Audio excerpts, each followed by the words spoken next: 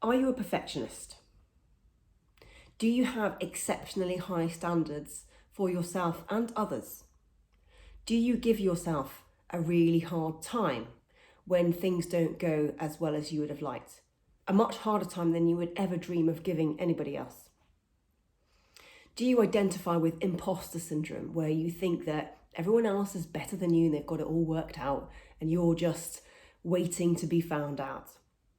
These are really, really common things in a lot of the people that I work with and a lot of people that I see, and myself included. We have high standards for ourselves and we're worried that we are falling short of the mark.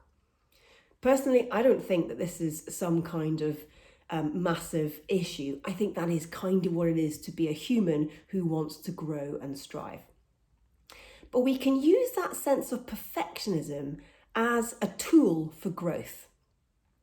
So in the military, we had this thing called a debrief. Every time we went on a flying mission, we'd come back and we would talk about how it went, what was good, what wasn't so good, and what we could learn from it. And there was a thing that we referred to as the Fast Jet Debrief. Now, not having been a fast jet pilot, I can't really attest to how brutal they were, but they were renowned for being very harsh and making you feel like you weren't very good. I think most of us give ourselves a fast jet debrief. And the problem with that is it doesn't help. We don't respond to an emotional or intellectual beating that we give ourselves. That's not you going easy on yourself, it's just common sense. If you tell yourself you're rubbish enough times, you'll start to believe it. So if you give yourself a fast jet debrief, may I suggest that you use that sense of perfectionism to craft the perfect debrief. And the perfect debrief is three things. It's precise, it's pithy, and it's powerful. So first of all, use that sense of perfectionism to be really precise about describing what you didn't like about a certain experience. So rather than saying, my goodness, that was completely awful, that was a total write-off, be very precise. My presentation had some typos in it. Boom, precise. The second one is pithy.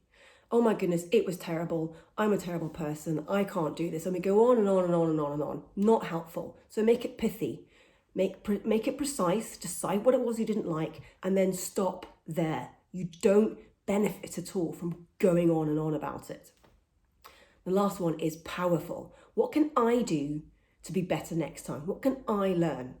What went well and how could I grow from that? How could I learn from that? So make it powerful, make it something that is going to help us walk out of that debrief room feeling like we've actually learned something. Let me know how you get on with that. I'd love to know how you get on with the perfect debrief.